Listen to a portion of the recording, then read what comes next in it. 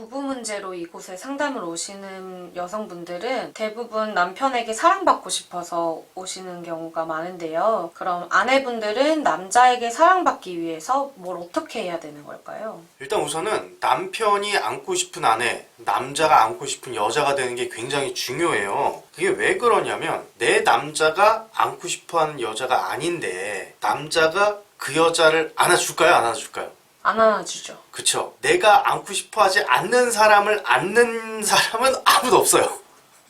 그러니까 내가 안고 싶은 사람만 안는 거예요. 근데 이런 생각을 해볼게요. 만약에요, 내가 아내 입장인데 내 남편이 나를 별로 안 안고 싶어 해. 그리고 밖에 있는 여자를 더 안고 싶어 해. 그럼 그게 외도가 되는 거예요. 다른 게 아니고. 그래서 아내분들 입장에서는 이거는 부부 문제에서 기본값입니다. 기본값. 어떤 부부 문제를 해결하든 어떤 남녀 문제를 해결하든 외도의 문제를 해결하든 이거는 기본값이에요. 남자 입장에서 안고 싶은 여자가 되는 것. 그건 굉장히 중요하죠. 이건 남자 입장에서도 마찬가지입니다. 여자가 안고 싶어하는 남자가 되어야만 남자도 사랑받는 거 아니겠습니까? 아내한테? 근데 남자가 어떤 여자든 안고 싶어하지 않는 사람이야. 막 좀 냄새나고 성질 고약하고 찌질하고 막 돈도 잘 못 벌고 그런데 어떤 여자 안고 싶어요? 안 되잖아요. 그래서 남자 또한 마찬가지예요. 남자도 부부 문제를 해결하려면 여자가 안고 싶어하는 그런 남자가 되어야 해요. 그럼 여자 또한 마찬가지겠죠. 남자로부터 사랑을 받는, 남자가 안고 싶어하는 그런 여자가 되어야만 부부 문제든 남녀 문제든 외도 문제든 해결이 되는 아주 기본값이 되는 겁니다. 그러면 남자는 언제 여자를 안고 싶을까요? 그런 순간이 있어요. 남자가 여자를 안고 싶어하는 순간. 그러니까 이거를 철학자 쇼펜하우어는 이렇게 얘기했습니다. 세상에서 가장 아름다운 건 소년의 야망을 바라보는 소녀의 반짝이는 눈빛이다. 이거 되게 멋있는 얘기예요. 소년의 야망을 바라보는 소녀의 반짝이는 눈빛. 그게 세상에서 제일 사랑스럽다고 해요. 근데 여기서 소년의 야망이라고 하는 건 뭐냐면 그냥 단순히 보이스 비 앰비셔스 할 뜻이 그냥 꿈이 크고 이루고 싶은 뭐 성취감을 느끼고 성격이 진취적이고 이런 것뿐만이 아니라 쇼펜하우어 입장에서 그렇게 생각했을 겁니다. 어떤 일을 하든 간에 내가 맡은 바를 열심히 하고 책임지고 내가 열심히 살아가는 그런 모습, 그런 모습을 아마 야망이라고 표현을 한 것 같고, 소녀의 반짝이는 눈빛이란 아마 남편이나 남자의 그런 소년이라고 표현된 그런 남자의 열정적인 생활을 존경이나 사랑하는 마음으로 바라보는 것, 또는 바라보는 태도, 이런 걸 대신한 거겠죠. 이런 것들이 느껴지면 남자도 여자를 안고 싶어 하는 거예요. 그리고 그런 태도를 보이는 여자가 남자가 안고 싶은 여자죠. 그리고 이런 순간이 생활에서 자주 있어야 되는 겁니다. 아내가 남편을 바라볼 때 이런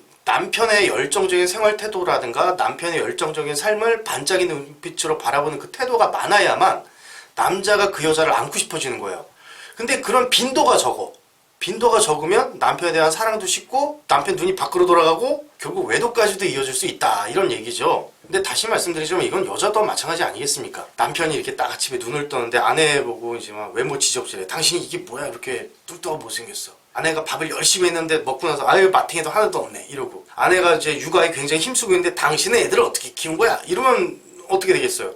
그 여자 입장에서 너 같은 놈이랑 왜 살아? 이렇게 되는 거죠. 남자나 여자가 마찬가지입니다. 이거는 남녀뿐만이 아니라 인간이라면 기본적으로 그렇게 되는 거예요. 사회심리학자들의 이론이 있어요. 사회심리학자들이 연구한 건 뭐냐면 인간의 기본적인 마음가짐은 집단 속에서 좋은 사람으로 인정받고 싶어한다. 남자든 여자든 집단 속에서 좋은 사람으로 평가되길 원한다. 그런데 남자보다는 여자가 조금 더 높아요, 그게. 그래서 속설에는 뭐 남자는 여자들의 존경과 인정을 받으면 다 끝난다, 이런 얘기를 하는데, 사실은 타인의 존중과 인정을 더 받고 싶어하는 건 집단군을 비교하면 남자보다 여자입니다. 여성들이 더 그걸 많이 원해요. 참고로 이거 좀 알아두시고, 심리학자들이 밝혀낸 연구 결과니까. 그런데 내 배우자를 바라볼 때 이런 반짝이는 눈빛이 적다. 적으면 적을수록 상대방한테 사랑을 받을 수 있는 빈도 또한 낮아진다. 그건 남자나 여자나 마찬가지다 라고 생각하시면 되는 겁니다. 자, 그렇다면 어느 날 갑자기 하루아침에 내 남편을 반짝이는 눈빛으로 바라본다. 이것도 웃긴 일이에요, 그죠? 구체적으로 어떻게 돼야 되느냐, 이걸 단계가 있어요. 이런 빈도를 높여가는 단계가 굉장히 중요한데, 일단 첫 번째, 사랑하십시오. 그게 가장 중요해요. 그를 미워하는 마음보다 사랑하는 마음이 더 커야 됩니다. 근데 어떤 분은 이렇게 얘기하십니다. 아니, 사랑할 짓을 해야 사랑하죠. 이쁜 짓을 해야 이뻐하지. 이런 이야기를 하신단 말이에요. 그런데 사랑하는 건요, 사실 근거가 없어요. 근거 없이 사랑하는 거예요. 근거가 있이 내가 사랑을 한다? 그럼 비즈니스를 하겠다는 얘기입니다. 거래를 하겠다는 얘기예요. 관계를 맺는다는 근거가 없다는 얘기입니다. 우리가 길거리에 고양이가 지나가는데 그 고양이를 보고 웃는 사람도 있고 그 고양이를 혐오하는 사람도 있어요. 무슨 근거로요? 근거 없단 말이에요. 똑같은 길거리에 지나다니는 길고양인데도 어떤 사람들은 반짝이는 눈빛으로 그 고양이를 바라보고 어떤 사람들은 혐오 어린 인상 쓰는 눈빛으로 고양이를 바라본단 말이에요. 그거는 개인의 주관이에요. 예, 선택이고요. 그래서 사랑하는 걸 선택하고 그냥 사랑하시면 되는 겁니다. 근거가 없습니다. 내 배우자를 미워하는 마음보다 사랑하는 마음이 더 커야 이런 반짝이는 눈빛이 저절로 나온다. 그리고 이제 생각만 해도 막 웃음이 나와. 내가 딱 자리에 앉았는데 내 배우자 생각만 하고 우리 남편 생각만 해도 막 웃음이 나와. 아, 우리 남편 너무 좋아. 아, 내 아내 너무 좋아. 막 이렇게 웃음이 나와요. 그럼 베스트예요. 그게 최고입니다. 근데 이게 안 되는 이유가 뭐냐면요. 아까 말씀드린 것처럼 근거가 있어야 된다고 생각하시고 근거가 있어야 된다는 그런 생각 뒤에는 또 어떤 동기가 있냐면 내가 사랑을 하면 손해를 볼 것이다 라는 생각 때문이에요. 내가 더 많이 사랑하면 손해를 볼 거야. 그럼에도 사랑을 하려면 뭘 취해야 돼요? 이득을 취해야 되잖아요. 그래서 비즈니스적 사랑을 하는 거예요. 근데 사랑하는 건 손해가 아닙니다. 길고양이를 지나다니는데 내가 그 고양이를 보고 웃어요. 그럼 내가 손해예요, 이득이에요? 이득이죠. 왜냐면 내 기분이 좋아지니까. 근데 내가 같이 사는 사람이라면 그 같이 사는 사람 생각만 해도 기분이 좋아. 그럼 남편이 기분 좋아요? 내가 기분 좋아요? 내가 기분 좋죠. 내가 기분 좋죠. 그럼 내가 이득이에요. 두 번째는 뭐냐면 사랑받는 걸 좋아하셔야 돼요. 성장 과정에서 이런 경험을 겪으신 분들이 있습니다. 그 유기라고 하죠. 버림받음. 마치 이런 거예요. 막 부모가 너무 바빠가지고 애들을 할머니 댁에 딱 맡겨놨어.